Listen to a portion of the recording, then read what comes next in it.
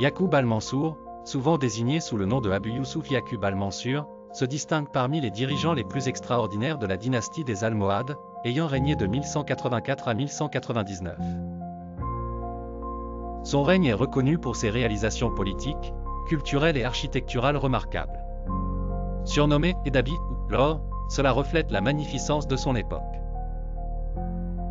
Fils d'Abd al-Numain et petit-fils spirituel d'Ibn Toumer, le fondateur du mouvement almohade, Yaqub al-Mansour hérita du trône suite au décès de son frère Abu Yaqub Yusuf.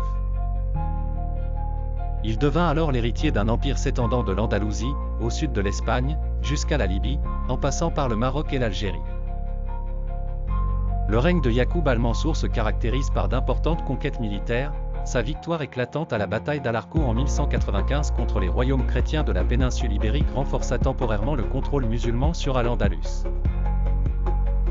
En termes de développement architectural, il s'imposa comme un bâtisseur emblématique au Maroc, contribuant à l'édification de la majestueuse Koutoubia à Marrakech, à la construction ambitieuse mais inachevée de la tour Hassan à Rabat. Destiné à être le plus grand minaret du monde musulman, et à l'érection de fortifications et d'infrastructures à travers plusieurs cités pour cimenter la domination impériale. Sur le plan administratif, Yaqub al-Mansour consolida l'unité de l'empire almohade en réformant l'administration, encourageant la centralisation, et en se préoccupant de la promotion de la justice et de l'équité.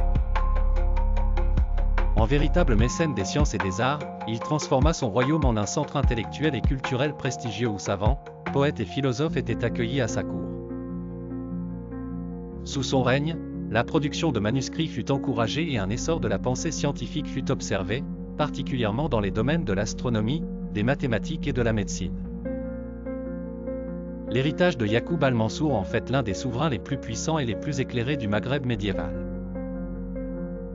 Bien que ses aspirations pour l'unité du monde musulman aient été freinées par sa mort en 1199, son empreinte demeure à travers les monuments qu'il a laissés et les légendes glorifiant son règne.